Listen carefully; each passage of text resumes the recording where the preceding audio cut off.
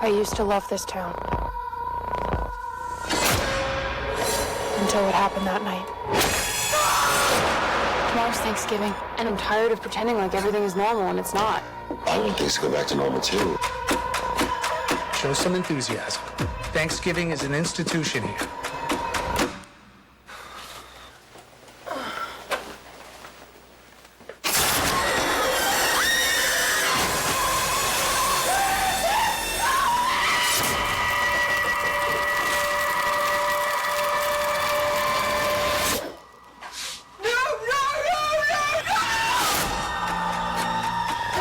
Someone's up for revenge, and they're turning it into a sick holiday game. This is weird. We're all tagged, and our names are at the table. But why us?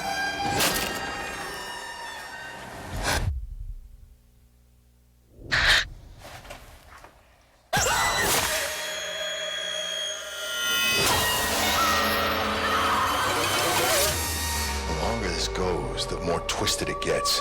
The weapon he's using is straight off a Thanksgiving table. I don't want to spend my life looking over my shoulder. We need to stop him.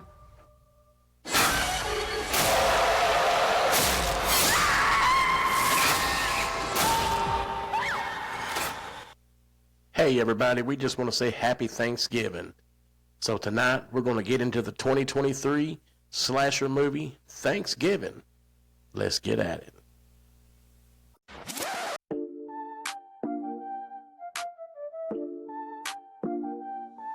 Yo, we rolling deep, let's dive into the fright. Hit that play button, we review every bite. From horror flicks that give you chills at night to games that thrill, yeah, we get it right. Remember that, step back, hold tight. We'll dissect every scare, keep the vibe right. Remember that, we're here to expose the thrills, the chills where the dark wind blows. From pixels on screens to the sound that glows. Join us forever, that's how the story goes.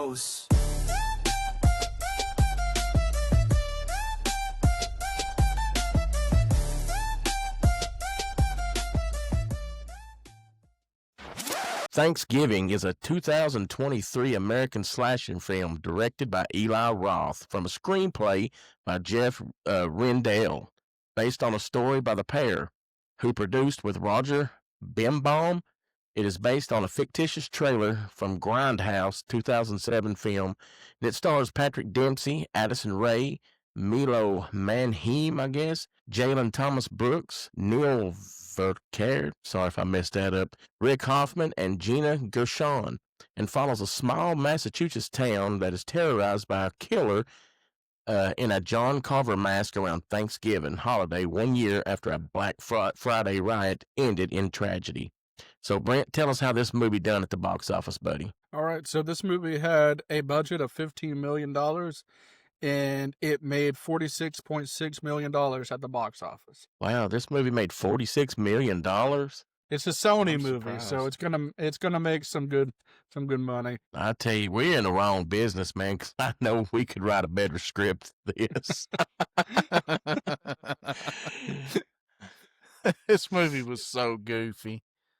Yeah, it's definitely going in a, well, I don't even know if we can put it in awesomely bad, maybe just semi-bad category or something like Maybe that. just bad. Yeah. It wasn't a B movie, but it was bad. It was trying to be a B movie, that's for sure. I'm so conflicted about it, and we'll probably get into it more. But when I started this movie, I was not a fan. For a little while, I'm like, this movie is kind of annoying. Like it's being way too much. Why is it trying so hard? And then the more I watched it, I realized, and I also forgot going into it that it's Eli Roth. So then when I remembered it was Eli Roth, I'm like, okay, I'm looking back at Cabin Fever, in the early 2000s, and that movie made fun of itself. Obviously a parody. The script was supposed to be dumb. So then when I started really looking at the movie in a different light halfway through, I'm like, okay, it's making fun of itself. The script is dumb on purpose, and that kind of goes into the symbolism where I ranked the movie that we'll go into at the end of this episode. But yeah, the more I watched the movie, the more I actually appreciated it, and by the end, I enjoyed it. Yeah, I mean, hey, you got what you got out of it. It ain't trying to be nothing. It's not. I'll say that about the movie. But Well, so I think that this movie is one of the first movies that come out that kind of started being comical on purpose. Yeah. If you know, like Clown in the Cornfield and some of these other movies that, you know, they've got comedy in it on purpose. I think this is one of the, not the first one that they did, but one of the first one that they did. really, I've not seen Clown in a Cornfield. We need to do that movie because I bet it's Oh man, What I it's hate god awful. is like Texas Yeah, it's bad, Chainsaw. man. It's bad. That new Texas Chainsaw movie that came out. I feel like it tried too hard to be current. Yeah. I hated that movie. I'm just gonna plain out say it. I hated that movie. I'll never watch it again. But with this movie, it had some elements that new Texas Chainsaw had with the social media and the posting on live and all of that stuff trying to be current. But I think that this movie did it in a really good way because it was making fun of that. It's making fun of itself. When I think some of these other movies, you can't tell if it's making fun of itself or if they just don't know how to write a script or like be serious. But at least with So this movie, yeah, it was just fun. Like it was doing it on purpose. and I agree with that. It was a fun movie. Like it didn't take itself too serious. And I will say that I worked at Kmart back in 1998, yeah. and I worked a Black Friday at Kmart, and people acted like that. Like when I think they opened the doors at like 6 a.m. or something. And I mean, just as soon as the person was unlocking the doors, people were pushing them out of the way to get, to all these sales and stuff. And I always thought that was so goofy. Hey, back in the day, you better come strapped when you went to some Black Friday sales, man, because You're you were not getting kidding. punched in the face. I can remember when my son was little, we went to Walmart in Madisonville, and dude, there were fights over people just trying to get a buggy, let alone get something off the shelf. You were Yeah. fighting just to get a buggy to go in there. It became one of those things where you went Black Friday shopping just to sit back and watch all the violence, I worked toys too on Black dang. Friday. I mean, it was a madhouse, man. There ain't no doubt about that. Shoot. All right, guys. So the movie kicks off with a chaotic Black Friday sale in Plymouth, Massachusetts. It says that there's a crowd outside the Riot Mart store and gets out of control. They storm the building, and the whole thing turns into a deadly stampede. Jessica and her friends happen to sneak into the store early, which helped trigger the rush. Several people die, and the town is left traumatized. The tragedy becomes the driving force for everything that happens 1 year later. So let's talk about this. Well, we were just kind of discussing it, but one thing I'll say about this movie, I'm trying to give it credit where I can give it credit. And I did enjoy some of the kill scenes in it. So I'll start with that. I really liked some of the kill scenes, especially the parade. And we'll get to the parade here in just a little bit. But what's one thing that stood out about the movie to you guys? To me, it's some of the kill scenes. Oh, yeah, for sure. definitely. This is a Eli Roth movie, and if you'll remember, Eli Roth directed Hostel, and Hostel Which was a good movie. Very violent and gory movie that did not make fun of itself. It was a very serious movie, and they really pumped up the gore part. So if you're watching something that Eli Roth made, you know that you're about to see some gore. And my personal, well, there's a lot of stuff that I liked about it, but one of the things that I liked about it was whenever Gina Gershwin, in the Kmart scene or whatever that place is called, what's it called? Right, Right Mart.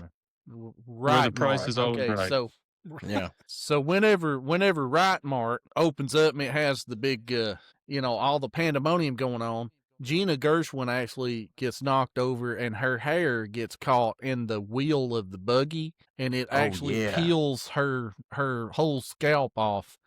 Stuff like that is pure Eli Roth, man, and that was good stuff as far as like the visuals and everything. So I really enjoyed that. That Yeah, those. that scene at first I couldn't stand the whole crowd screaming and yelling at each other. Again, I didn't realize that this was going to be a parody movie going into it. I thought it was going to be very serious. So when it started off this way, I was like, "Oh man, this movie's going to suck." But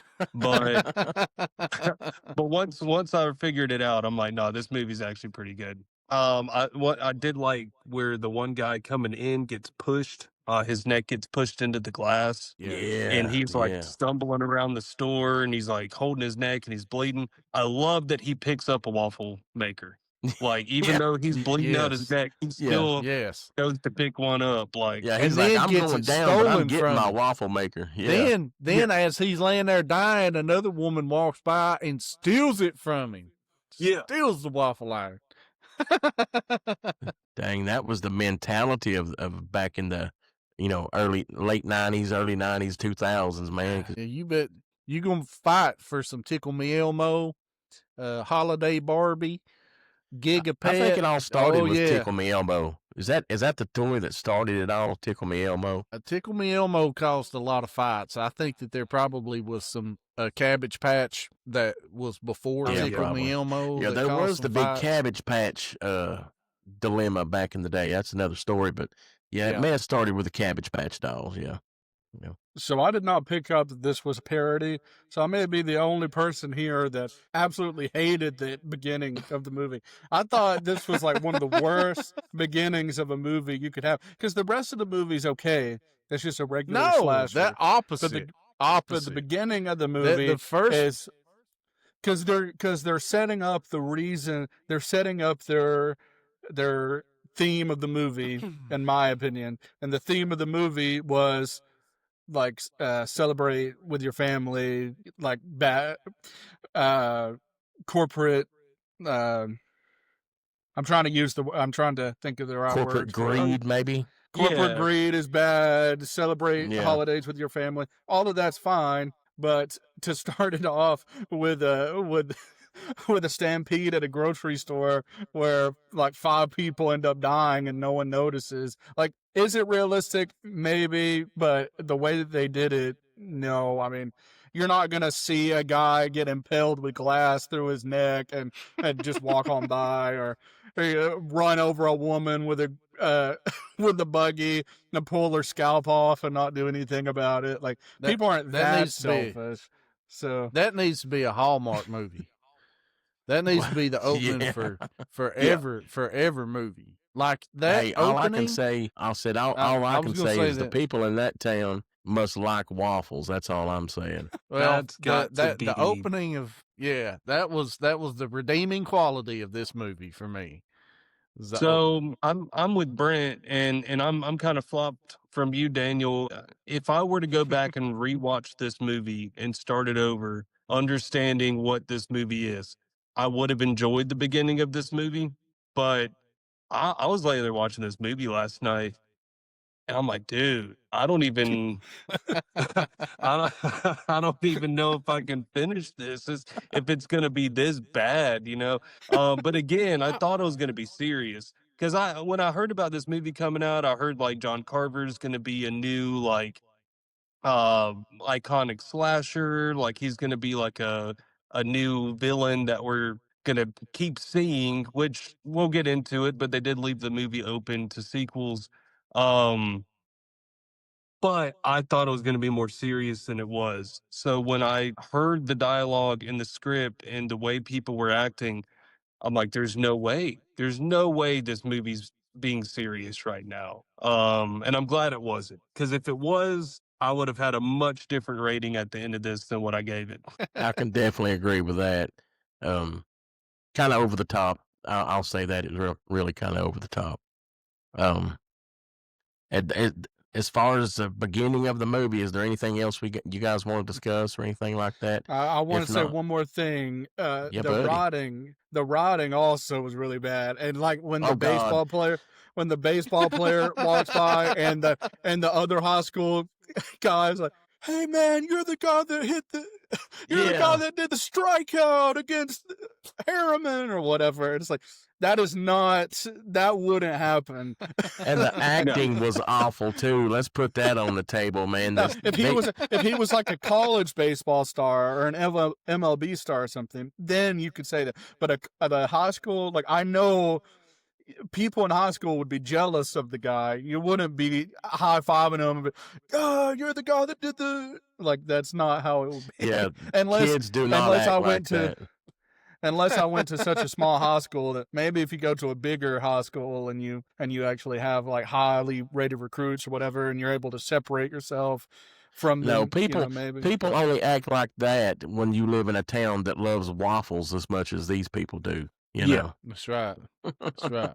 I bet you they sell a crap out of syrup too. Shoot, yeah, man. That's a breakfast type of town. But yeah. we'll skip on through the movie, man. And so we'll fast forward 1 year. The town is trying to move on from this deadly massacre that just happened at the Riot Mart.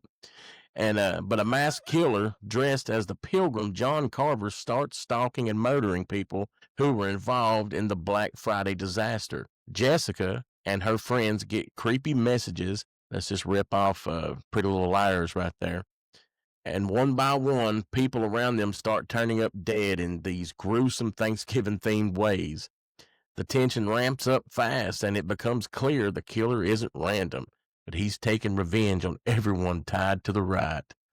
So, where are we at in this movie now? That's people are getting killed randomly, and I keep going to the parade stage, man, because I was in and out. You trying to pay attention to these movies, but but the parade you didn't have scene. to. Yeah, you didn't have to pay attention to this movie to follow it, to keep up with it. Yeah, because had to, what's going to happen. You watch a couple of the kills, and then you go to the end, and you see like whatever the third act might give you with the twist or whatever. But yeah, because that's how it's going down. What I'm sitting here thinking is, you've got this really small town, and you had this riot that happened at the Riot Mart, and some people got killed. And one of the main people that was rioting and one of the, was cussing everybody and stuff was this diner worker. I don't know. She works at like a Waffle House or something. And I'm sitting there thinking, okay, you got this small town chick that was flipping people off, and she, was involved with this riot and was one of the main instigators of it. But nobody in the small town after it happens, like, said anything to her. They're just like, "Oh, hey, Jean, how's it going? I'll take my..." Everyone knows her. Yeah, you're gonna go and get some coffee and some breakfast, and she expects to still get tips after that. You just stepped on my mom's neck and broke it there last year, but hey, I'm ready for my bacon and eggs, Jean, or whatever her name was. Even the sheriff, was like walking up and, hey, how's it going? And she was walking by the kids they were the ones that ended up starting the whole thing and to begin with, and she was like, "Oh yeah, you've got to wait your turn here. This isn't the Riot Mart." Yeah. That'd be a fight and a half if it was in real life. You know what I mean? See, I didn't even pick up on none of that. Dude, I thought that was hilarious. Oh yeah, I saw her. I'm like, why is nobody, acting weird around this woman? If I got cussed out and flipped off, and shoved and pushed and saw her stomp somebody, I'm not going to go to that diner and give them business if she's behind the counter. I'm like, no, this woman's a monster. Like, there's gonna be no tip from me. You just killed my brother. I mean, come on, over a waffle iron. And I will say, my favorite part about this movie is the kill scenes, because it did bring it back to the old school slashers where every kill is unique. Every kill's got something different going on. Even though it's cheesy and over the top, there's some kills in here that there's no way that could even happen. It was still fun to watch. But the one kill that really got under my skin was that first one with the diner chick. With the hair? I kind of liked that. No way. Are you talking about with the dumpster? Yeah, that's what I was going to say. Whenever he slams into her and cuts her in half. is gonna cut Uh, somebody in half. Like, there's yeah. just no way. Like, look, I can get behind I don't know twisting how I feel somebody's about. head I don't know how I feel backwards. about her cutting in half, but I will say that her getting her face stuck to the freezer door and then having to rip it off, I like that was thought pretty cool. I thought that was cool. Well, let's break down some of these kills, man, because obviously, I think the kill scenes were the best part of this movie. And there's two of them that stand out to me.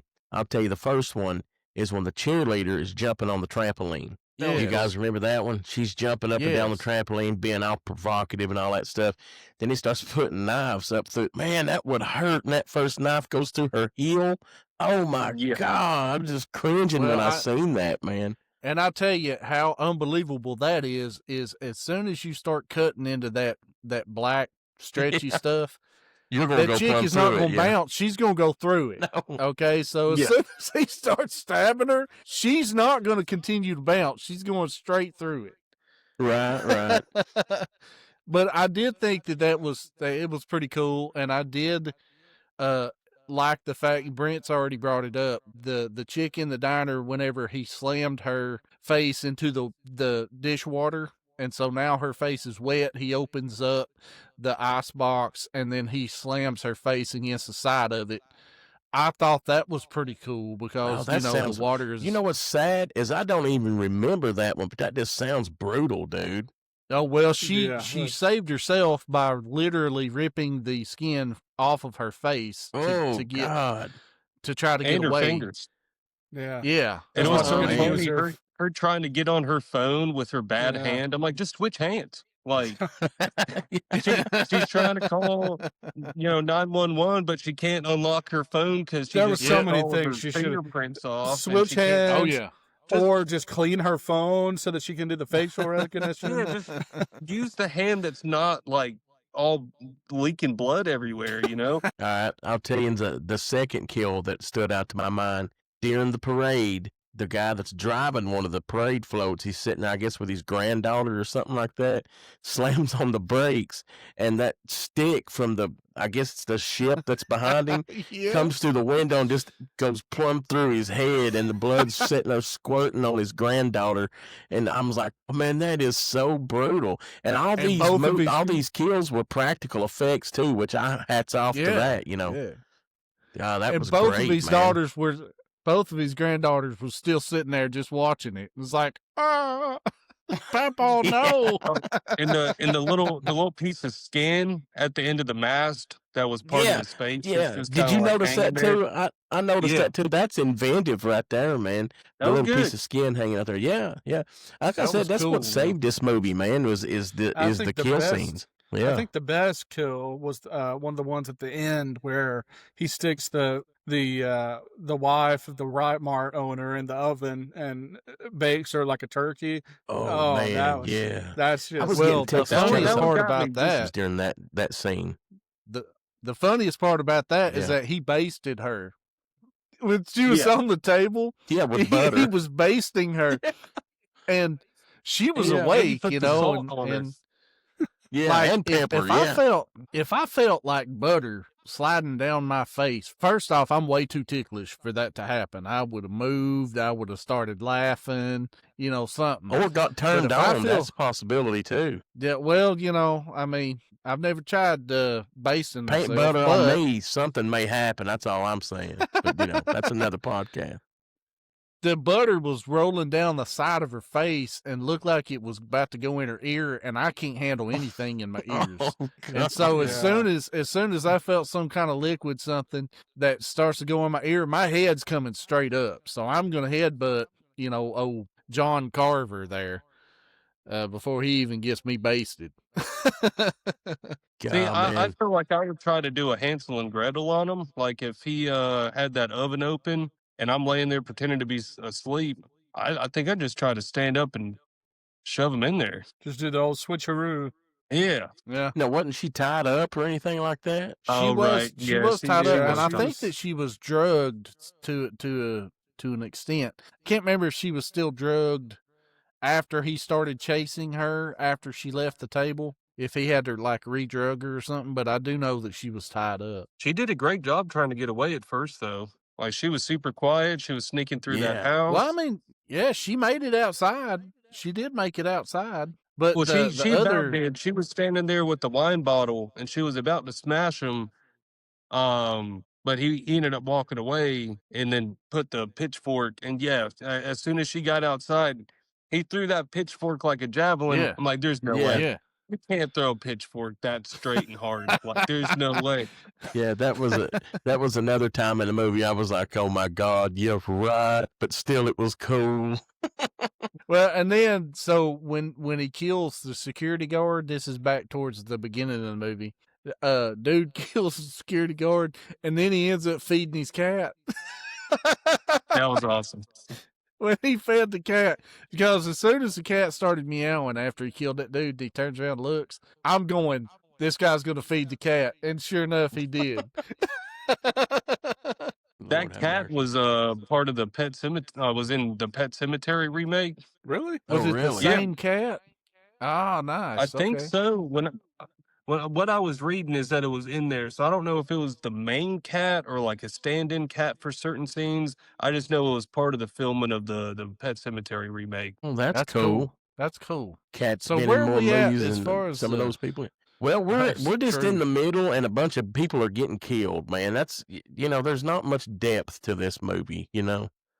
So And we're that's- basically yeah. where the chick's That's- getting basted on the table and is about to get cooked alive. That's basically where we're at. I did like the one kill scene with Scuba's girlfriend, the Russian girl or whatever. Her getting just pushed onto that saw. That wasn't a bad kill. That was pretty decent. Yeah, so Oh, getting that's another one I the don't ear of remember. corn, the little ear of corn things Yeah. pushed into her ears because I have very Oh. sensitive ears. I had a lot of problems with ear infections and stuff when I was a kid. And so anything like that, I'm going, ugh. Oh man. Well, because Uh, you thought it was going to be eye related because it kept Yeah. showing her put her contacts in. So you're like, Yeah. oh man, something's about to happen to her eyes. And then she starts cleaning her ears with the Q-tips. And Yeah. then boom, he just puts those corn on the cob holders right into her ears, and she's crawling away. And he ends up holding her while, the final girl and Scuba come in, and he's like holding her hostage. And then, yeah, he just shoves her on a saw and runs away. Yeah, and that was something else that was just dumb as crap. Like as soon as he Yeah. pushes her forward, she like literally crawls up onto the saw and just lays Yeah. there, gets her guts cut out. So, started laughing about that too. what about the part where the mascot's walking in the parade and he's just walking around, and all of a sudden he just gets his head chopped off right in front of all those little kids? Yeah, I thought that was funny too, right in front of them kids. Oh my God. Look, Brutal, dude. Look, I'll split wood, right? And I don't know an axe that I could buy from any store that's gonna do that clean of a cut like that. Cutting No somebody's head doubt. off. Yeah. I don't know. I've never chopped somebody's head off, man. They may come off pretty clean. You never know, dude. I don't know. I don't ain't never know. done it either. I don't know. Daniel, let's segue into some trivia, buddy, before we round this thing out. Well, I tell you what, man. I got us 6, I think, tonight. 6 Let's trivia go with it. questions. Because this was only the second time that I've watched the movie, so I was Same. watching the movie, trying to enjoy the movie for what it was. I don't know it inside and out like I do some of the other movies, so I was having to, really pay attention myself. But you may think these are super hard, and you may think these are really easy too. I don't know. But we'll go with question number 1. What game did the group have 50-yard line seats for? Brent, Brent, the Patriots versus the Steelers. that is correct. The Patriots and Nice. Steelers. He got 50-yard line tickets for it. I'm that'll assuming, be that one- would be football then, yeah. Yeah. Actually, in the movie, he said the Pats, and I don't keep up with football enough to know Pats. I mean, That's the Any that's the sports fans Patriots. out So that, there, that they- would be the Patriots, yeah. they might kick me around for that, but I don't follow NFL. I just don't know it. Number 2, what is the name of the first governor? Bryson. Brent, Bryson. John Carver. That is correct. I threw that in there. I didn't want to say the name of the killer because I wanted you guys to think, but yeah, that was John Carver was the name of the first governor, and he ended up being the killer or the mask. All right, so now we got 1-1 Corky with big goose egg. Yeah. Going man, into question number always. 3. Here's a me question, and it's not even me that come up with it. Bree was the one that came up with this one. Okay, so you guys ain't gonna get it, and I'm gonna laugh, but it's gonna be fun. What color toenail polish did the mom Good have Lord. on whenever she was being basted? Corky. Corky, go. I'm going to say black. No, it was not black. Dios Bryson. razón. Bryson, I heard yours. Was it red? No, it was not red. Brent. Brent, you're the sole survivor. What you got? All right. I'm going to say yellow. Yellow is not correct. It was pink. Pink. And Aw. so she was getting basted, and Bree goes, "Hey, I got a trivia question for you." And I said, "What was that?" And it had already passed, the scene. And she goes, "What color toenail polish was she wearing?" And I was like, "God, I don't know." And I actually had to go back and check it. I wanted to fact check her, and of course she had it right. It was pink. So, all right. So no point for that one. All right. Dang So it. I'll go ahead. Here's another one that's supposed to be easy. Who was the killer? Spoiler alert. Bryson. Brent. Bryson, I heard you first, buddy. It was the sheriff. It was the sheriff. Do you know? Can you give me his name? I can't give you his name. Okay. Corky. Well, Brent, did you know the name? You learned. You No, rang I in was just going to say second. the sheriff. I was just going to say the Okay. sheriff. What Corky? about Patrick Dempsey? It was Patrick Dempsey, but his name in this was Eric Newland. That's what I said. And McDreamy himself. Okay, so Oh, we got 2 man. more questions. Where's our count at right now? Who's winning? I think we're tied. They got one apiece, I believe. Everybody Bryson tied? has Okay, here 2. we go. We got Yeah, 2 I more. got We a got goose 2 egg. more. Never mind. Maybe Okay. Bryson's in the lead then. I don't know. Oh, Bryson got one? Okay. He's got 2. Who? My bad. I went to the wrong one. Where is the movie Mike set? Jones? Corky. Bryson. I heard Brent first. God, Plymouth, right. Massachusetts. It is Plymouth, Massachusetts. Would Brent comes in with the Massachusetts tie. have worked? Actually, I mean, it was Massachusetts, but I was really looking for Plymouth. God, right. Okay, so here's another one that nobody gonna get. Is this the last Here we go. question? Yeah, this is it. So this This is for the is it. win. This is for the win. What was the kill count for the movie? Corky. Corky, go. 8. Wrong. You're Brent. wrong. Brent, go. I'm going to say 15. You are wrong, sir. Bryson's still over there counting. He looks like he's in a trance. He does, thinking. man. He's I'm flashing through every kill scene in the movie. I had to fact check the internet myself. Is it 11? No, you and Brent were pretty close. You were all over it. It was 13. Ah. What did I 13. say? 11? What did I say? 8? You said freaking 8. You wasn't even close. Dang. I was thinking 13, but 8 come out. Crap. So who won? Thanksgiving trivia. We ended with a tie, didn't we? Yeah, yeah. Yeah. Man, I tell you what. Okay. What other big movie did the owner of the Right Mart play in? And it's also an Eli Roth movie. Right. We just talked about it at the very beginning of the show. Brent? Who? Wait, somebody bring in? I said, yeah, it was me. Well, we've talked about 2 Eli Roth movies, Cabin Fever and Hostel. So I'm going to go with Hostel. Hostel is correct. Bryson, did you bring in before Brent? No, I didn't know. Okay, I didn't know if I heard you, buddy. I'm getting some echo, so it's kind of throwing me off. He just doesn't want me to get the win, Bryson. That's what. Yeah, that's what it is. No, Brent. He's trying every which way for you to win. So okay, here's a little bonus tidbit for you. Then in Hostel, what did the owner of the Right Mart play? What was his character in Hostel? Brent. Corky. Brent. Was he the dentist that paid to torture the guy? Yes. See. I actually knew that one, man. Dang it. Well, Yeah. all right then.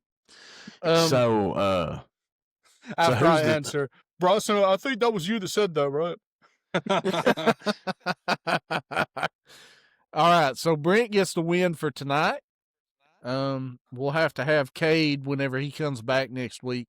We'll have to have Cade update the spreadsheet. Yeah, because we got to give an end of the year trivia award, man. Oh yeah, that'd be cool. Because yeah, he's that'd been be keeping cool. track of all the winners and stuff. Because you know, Honestly, at the end of the year, we got to do our top 5, movies we've done over the past year. So that'll be pretty cool. Something Yeah, Oh, like that. that'd you be know cool. my number one. You already And know I my don't know number who one. has. Oh I don't yeah, know there ain't who's no won doubt the about most that. trivia. I don't know who's won the most trivia so far. Well, Cade's got it all on his little spreadsheet. Yeah. So Cade's got it all in his little computer, so he I knows. think I know at the beginning, Bryson and Cade were going back and forth for a little bit, and then here at the end, I've won a couple of them. But I think Bryson and Cade probably are in the lead. Well, if I'm y'all sure are I'm nowhere gonna near. if y'all are gonna chop up the whole year, I've only been part of the podcast here for just a little bit. So if y'all add up all y'all's wins from like the beginning of the year, you're gonna be racking up some. Oh, you're right. Well, yeah, we, you're at a we may have disadvantage, to. buddy. We Yep. may have to prorate Bryson. We may have to we'll have prorate to him. We'll Do have to like, do an winning- average. We'll have to do Give like him like winning an av- percentage. Winning percentage. Okay, yeah, we could do that, a winning percentage. Yeah, then that's fair. Cool. All right. And You guys ready to wrap this bad boy up? I believe Let's we do it. are. This one was short and sweet. Yeah, But well, like you there's said, not much man, it to just- this movie. No, there wasn't. There just wasn't a whole lot to it. There's think really Eli nothing Roth- we can dig into. And do what, buddy? I think Eli Roth really just wanted to throw some really cool kill scenes into this movie. And just had kind of a loose Hey. plot to going. You know what I call this movie? This is your typical like date movie. You're going to the movie. This movie might make your girl snuggle up a little closer to you while you're sitting there. This is your typical just date movie. That's what I call it. And hey, it's something that I enjoyed. But for all the kill scenes and stuff, I enjoyed it. But okay, so everything comes to a head during the town's Thanksgiving parade. The killer kidnaps Jessica, her family, and some of her friends, and finally reveals himself. It's Sheriff Eric Newlawn, my bad. His motive, Newland. well, he blames Jessica's group of the entire right mark chaos for the death of the woman he secretly loved. Jessica manages to escape, live streams his confession, and blows up his hideout with him inside. But the kicker is, no body is ever recovered. So the movie leaves us with the classic slasher possibility that we might not have seen the last of John Carver. So, guys, what do you think about the ending of this beautiful classic? Well, Well, The it's review an got me. ending. I kind of suspected him all along. I knew that. I knew it was him the whole time. Yeah. Is that who y'all like suspected watching it for the first time? Like who the killer was? Yeah. Yeah, because I didn't really know who. I mean, I think it was trying to lead you to think it was one of the girl's boyfriends Right. or Or like that interest. security guy, that security guard from the Right Mart, he was all worked up about everything because the cameras were off. Just so happened the cameras were off this night when they're always on. that was getting the worked up about manager. That was the manager. Yeah, they whoever kinda that threw- guy Wife is, that got yeah. killed. They threw a little bit of Her- suspicion over his way. They threw some suspicion over to both of the boyfriends. The one guy got his arm broke. That was the star pitcher. Kinda Yeah, ruined ended his that career, baby. Then you had Well, the and other then guy. you did that have was- you did have the new police officer that he put on the mask and said, "Oh, I could get used to wearing this." Yeah. So, I kind of Yeah, Yeah, thought there it was was him. there was a lot of, but because I've seen a lot of movies, I guess it's because I've seen a lot of movies. I don't know, or maybe I just guessed right. But I sort of like saw where they were deliberately throwing suspicion over. So I was like, okay, Oh, that's yeah, done yeah. deliberately. Rule this guy out. That's done deliberately. Rule this guy out. And so I'm sitting there going, now the sheriff has been involved from the very first scene. And Yeah. so he's, even if you take out the fact that Gina Gershwin was his girlfriend, that she was married to the Right Mart manager. And he went over to their house for Thanksgiving, and then the Right Mart manager got called in to work and all this stuff. He said that she was actually going to leave her husband for him. I think she may have even been pregnant. I think they showed like an ultrasound picture. So, that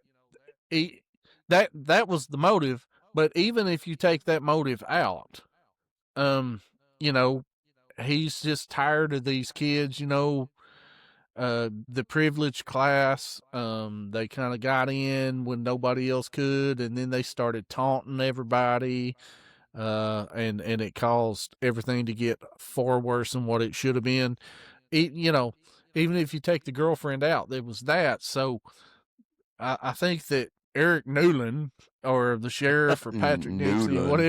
whatever you want to call him, I think he was pretty much my prime suspect the whole time. Yeah.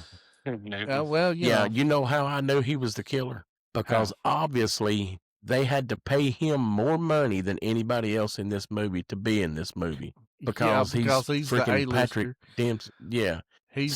Obviously he's going to be a big part of the movie. So I had him. I like. Here's what's bad about this, guys. I went to the theaters and paid money to watch this movie. I did too, man. We did. Me and Bree were there. Yeah. So see, last as soon as we sat down, I knew it was going to be him. Yeah. But this movie wasn't fooling anybody. I know who the killer was. But hey, like I said, I thought it was a fun movie, man. I'd watch it again just to see that pole go through that grandpa's head one more time.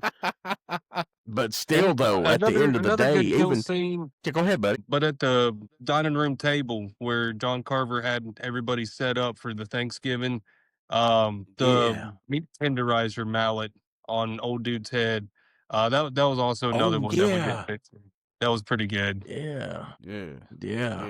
You know what else I thought was cool? When he had the cheerleader through in the refrigerator and she was still alive. I thought that was cool. Which one? Right there.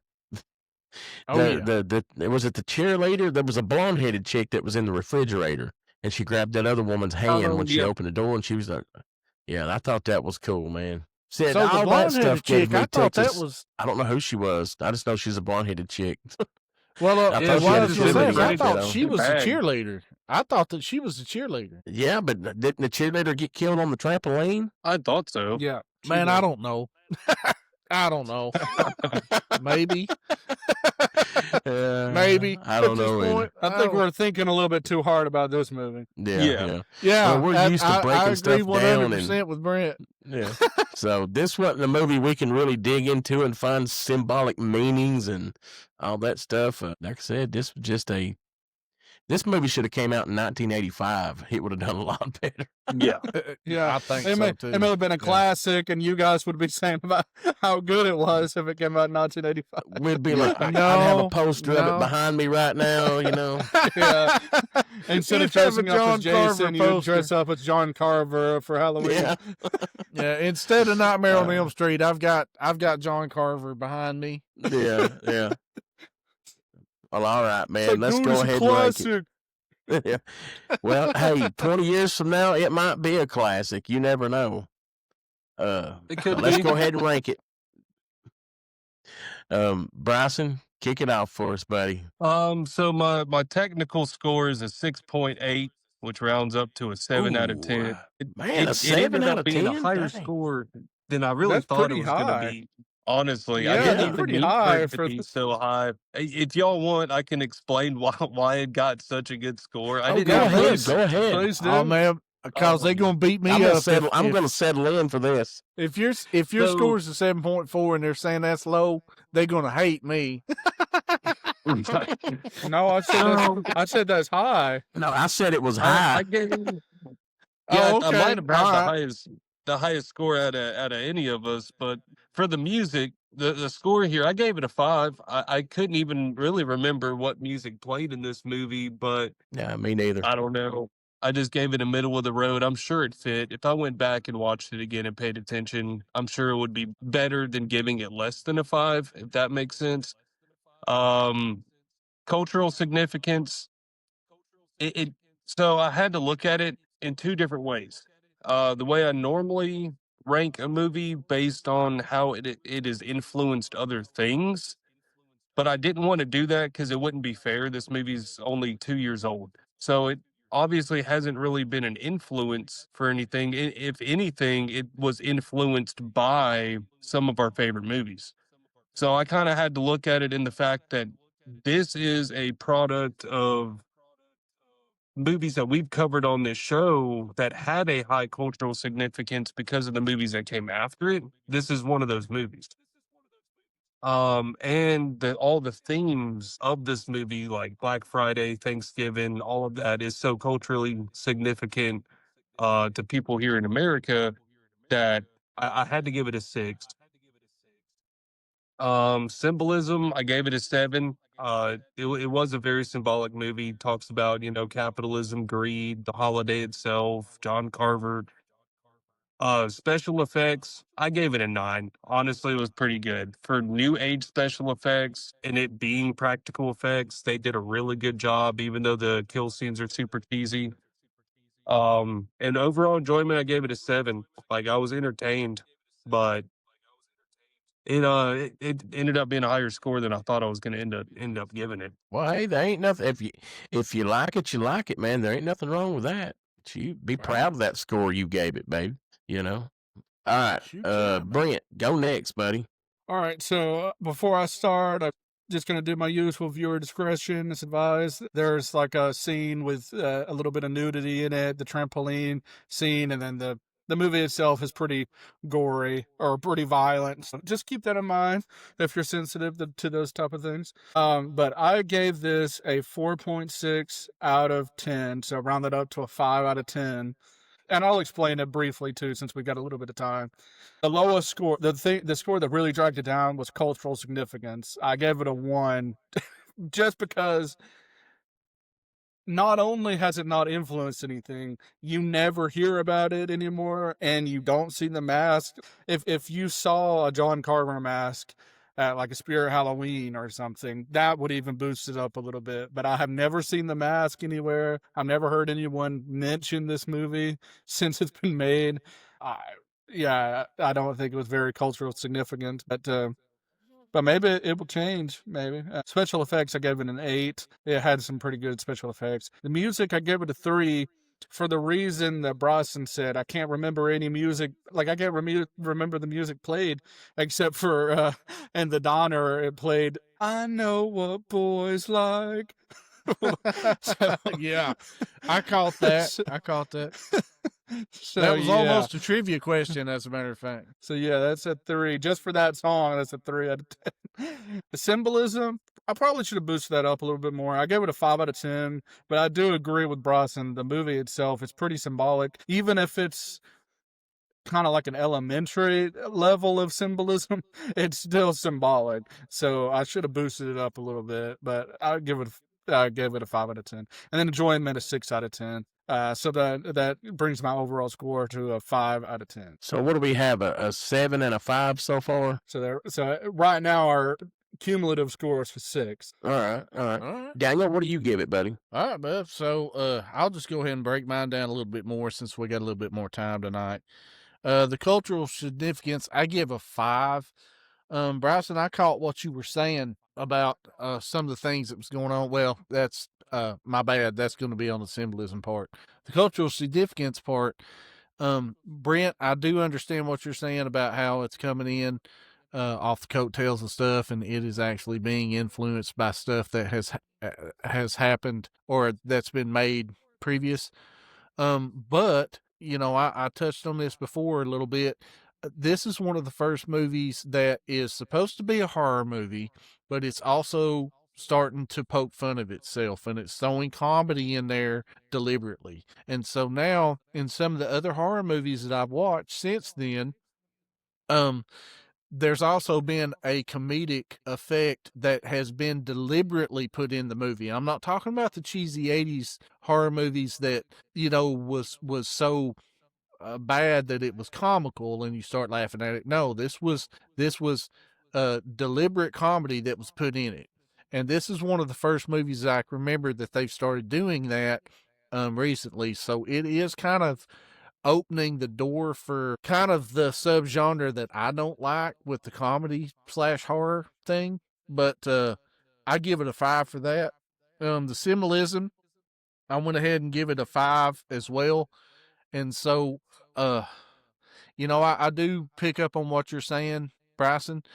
I think that, there was, the corporate greed element, and there was some different things that was talking about, the family element. And so there was some symbolic things to this movie. But really nothing really stood out, just like the cultural significance. So a 5 is just an average score. It's not necessarily a low score. It's low by our standards, but it's not necessarily a low score. The music, I'm with you guys. I didn't hear a lot of music. I did spot the I Know What Boys Like at the diner, but as far as the overall score, there wasn't a whole lot going on. There wasn't anything memorable. There was a whole lot of scenes that used silence to ratchet up suspense. And so I actually scored this one a 2. Your special effects, I love the special effects. You didn't have a whole lot of CGI in this. There was a lot of practical effects going on. There was a lot of good kills. I'm a stickler for, it doesn't matter how cheesy it is. I'm a stickler for good practical effects. So I rated that an 8. And it could have easily gotten a 10 out of me. And then my overall enjoyment for it, I did go on the high side. I gave it a 7 for overall enjoyment. Would I want to watch this movie again? No, but if remember that podcast or some other guys come over and was like, hey man, let's watch Thanksgiving for a laugh, I wouldn't be opposed to it and I would watch it. So for that, I give it a 7. So when you average all of that stuff out, I'm sitting at a 5.4 that rounds down to a 5. Okay, I can agree with all that, Daniel. For me, I'm going to give the movie a solid 5, and for the same reasons you guys did. But for me, it's just simple. But the movie's not good, don't get me wrong, but it's not bad either. I mean, it's entertaining. It entertained me. I enjoyed the kill scenes in it.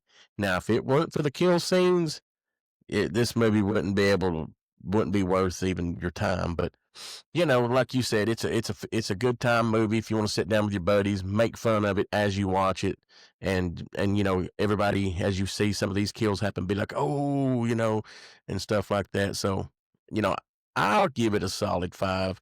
It's entertaining. That's about the best I can say about it. It's entertaining. So what's that give us as a cumulative, our buddy? I would have to do the math on it, but I'm pretty sure that rounds out to a 6 out of 10. I give it a 6 out of 10. Does that sound right to everybody? We got 3 5s and a 7. Hold on, I'll do it real quick. 3 5s and a 7. No, a 7, 6, and 2 5s. Oh, sorry. So I think that rounds out to a 6. Who gave it a 6? Me. Oh, okay. That's a 5.75 that rounds to a 6. Yeah. So it's a solid 6. I mean, I can kind of agree with that. Yeah. Oh, my bad. You guys were right. I gave it a 5. My bad. I thought you'd given it a 5. Okay. Brent. Oh, man. Okay. Sucker back down a little bit. So it actually does. That brings our score to a 5. My bad. I'm sorry. I'm sorry. Well, I agree with 5 well, even no, more. I'm still coming up with a 5.5, which technically would round to a 6. Well, you know what? I'm going to round it down. I think it's more of a 5 myself. Yeah. All right, guys. But no, hey, Matt, the math spoke. So remember that podcast gives it a 6 out of 10. Yeah, the math may speak, but I'm going to go ahead and call it a 5 myself. Barely. Yeah. Remember that podcast barely gives it a 6. It's more of a 5. Yeah. It's like we give The Howling like a 9 out of 10, and we give Thanksgiving up. All right, hold up though, because I want to bring back the God Right meter. We had the God Right meter. We need the God Right meter for all of our awesomely bad B movies, and even though this had some A-list actors in it, and it was very much not a B movie. It was an A-list movie. It just wasn't good. I'm still going to give it the God Right meter, and I give it 7 God Rights out of 10. Yes. So that's mine. Yes. Just for the opening scene alone, it deserves like an 8 out of 10 for that meter. Right. Man, that's the only redeeming As soon as- quality of this movie. As soon as the lady gets run over by the buggy and her hair comes out, Hey, it's if cool. it wasn't, It's cool, special effects, but like, Hey, man, that was Hey, Gina I remember Gershwin. watching it. And about I remember about watching 30 it, years and ago? hey, how many movies are you going to get a person cooked like a turkey in the oven? Come on, let's give Shit, credit where yeah, credit's man. due. You know. I All right, mean, guys. come on, man. I love that it like popped that she was done, you know? Yeah. Oh yeah, Golly, yeah, bug. that was something else. That was he put that pop timer in there, the temperature Yeah. gauge. Yeah. That was great, man. It's inventive and it's creative. So hey, we're going to give it. Let's give it a 5.5, and we'll split the difference with it. How about that?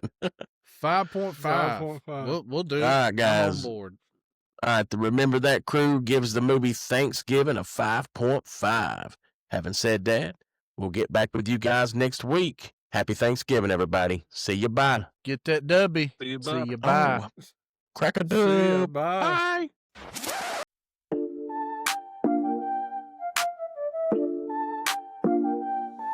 Yo, we rolling deep, let's dive into the fright.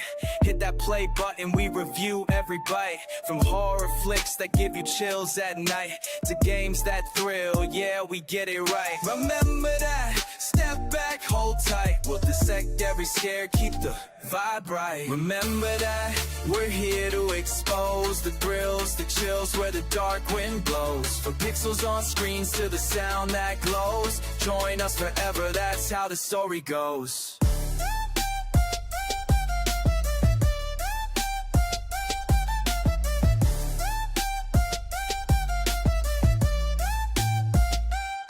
Now let's talk beats, we break down the sound. From underground hits to the mainstream crown. Music that moves, lifts you off the ground. Tune into our rhythm, let the passion rebound. Let's reminisce, before we fight. From underground hits to the mainstream crown. Let's reminisce, every song, every fight. We'll vibe through the shadows, shining our light. Remember that, we're here to expose the thrills, the chills where the dark wind blows. From pixels on screens to the sound that glows. Join us forever, that's how the story goes.